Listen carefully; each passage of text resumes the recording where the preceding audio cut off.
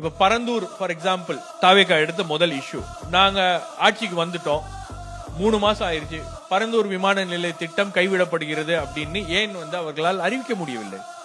ஏன்னா அங்க உள்ள இருந்து இண்டஸ்ட்ரியில இருந்து ஒரு புஷ் இருக்கு, பியூரோகிரசில இருந்து ஒரு புஷ் இருக்கு, பரந்தூரை சுத்தி நிறைய பேர் லேண்ட் வாங்கி வச்சிருக்காங்க, பர்சனல் அஜெண்டா இருக்கு. அப்ப இந்த மாதிரி வேலைகள்லாம் உள்ள இருந்து ஒரு ஒரு ஒரு ஒரு ஒரு ஃபைட் அப்படியே போயிட்டே இருக்கும், நடந்துகிட்டே இருக்கும். அப்ப இதை எல்லாமே இவங்க ஒரு பொலிட்டிக்கல் லீடர்ஷிப் தான் இந்த காலை எடுக்கணும். அப்ப அந்த அட்மினிஸ்ட்ரேட்டிவ் கண்ட்ரோல் முழுக்க முழுக்க முதலமைச்சர் கையிலும் அமைச்சர்களுடைய கையிலும் அது வர வேண்டும். இது வரைக்கும் அது வந்திருக்கிறதா அப்படின்னா இல்ல. சென்னை பரந்தூர் மற்றும் அதனை சுற்றியுள்ள 12 கிராமங்களில் அமைய இருக்கும் விமான நிலையத்தை எதிர்த்து போராடும் மக்களுடன் நான் உறுதியாக நிற்கிறேன்.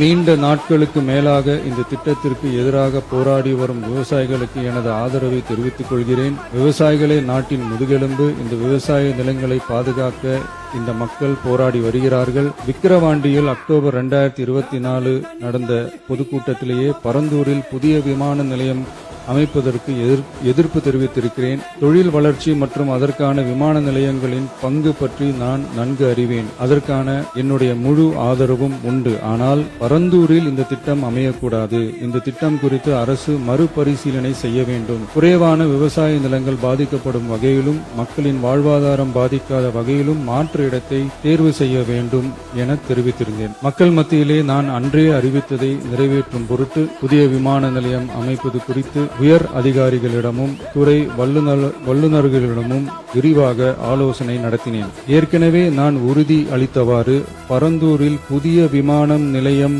அமைக்க மேற்கொண்ட நடவடிக்கைகள் இந்த அரசால் கைவிடப்படும்.